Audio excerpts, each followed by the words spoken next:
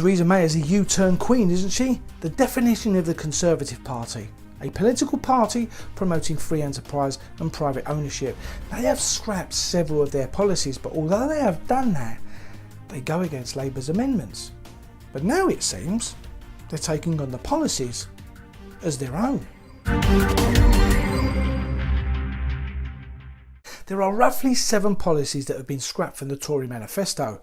Recently, they voted down on lifting the pay cap, or some would say the pay cut, on public sector workers, but now the party is split as to whether they should lift it or not. But one figure has come out shouting his mouth off, waving his bouffant hair and saying that Theresa May should end the pay cap, but voted on the 29th of June against lifting the pay cap. My theory is Boris now single-handedly trying to appeal to public party members and non-member voters. He has said for a while he doesn't want to step up to the podium. But is that just all hearsay?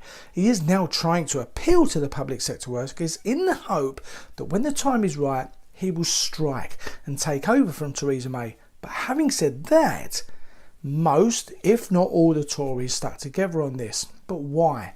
Well, I'll try and tell you why. They want it to be their idea. They want you to forget the policies that were originally in their manifesto, and once you have forgotten them, they will come out with all guns blazing, saying they have come up with a policy. Working class people and many other people of many other classes will think they are the best thing since sliced bread, and all is hunky-dory in the world of a Conservative-run government. But what else are the Tories coming up with that could be seen as a Labour idea to appeal to the masses? Well, now they want to increase their activity on social media to appeal to the younger generation. Why? Well, Labour was ahead 19% when it comes to 18 and 24-year-olds, and the Conservatives were ahead by 49% among the 65s. And the age where voters are more likely to favour the Conservatives over Labour is 34. Studies suggest every 10 years older a voter is, their chance of voting Tory increases by 8%, and the chance of them voting Labour decreases by 6%. So are the Tories now becoming a mirror image of the Labour Party? They all of a sudden want to help out the NHS. Well, Labour has always wanted to do that. They've always wanted to put more cash into the NHS. We've all seen the figures last couple of days.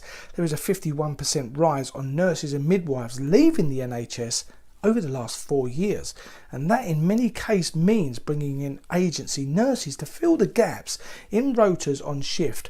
And one agency alone charged the NHS nearly £40 million for temporary nursing staff in 2015. Taxpayers paid 5 of the major nursing agencies an eye-watering £97 million.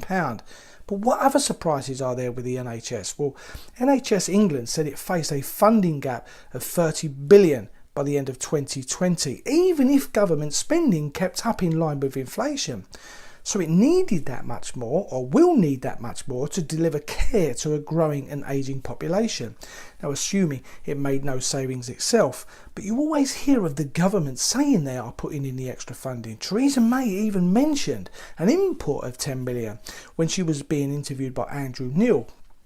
But as suggested in a report by Full Fact, this isn't as generous as they make out. The chief executive of NHS England has directly contradicted this claim that it's getting more than it requested. The Health Select Committee has also criticised the government for its repeated use of this, as have the Newfield Trust, Trust Foundation, Health Foundation and King's Fund. The government's claim is just about the NHS England budget rather than the total health spending in England, which includes things like public health, education and training. Funding outside the budget of NHS England is set to fall by over £3 billion from 2015 and 16 to 2020 and 21. So in truth, don't be fooled. But what else is Theresa May trying to imply was their idea? Well, scrapping tuition fees. Remember when Theresa May kept on saying and criticising Labour for this and asking where they are going to get the money to fund all this? My question is, Where is Theresa May now going to get the money from? And if she is getting the money, was it there all the time? And why didn't release it? Many people have said since the election, mostly Tory voters mind you, that Jeremy Corbyn lost the election. But did he? Seriously, did he? He only lost in figures and seats. Yeah, he hasn't gotten to number 10 yet, but did he really lose? Many of us, Labour supporters and the young, wanted the policies that Labour wanted to put in place. Many of us, even Tory supporters, I would argue, want to end austerity. If Theresa May now adopts the policies and ends the cuts, have we really lost? Someone once said to me, very long time ago, the man that wins is the man that can make changes in a way that he doesn't really have to use that much effort. And I think for the moment, that has to be true. If Jeremy Corbyn doesn't make it to number 10, I think he will. Be a while, but I think he will. But if he doesn't, he and Labour has managed to push the Tories in a direction they probably didn't want to go. But they may well move this country in a direction that could benefit us all.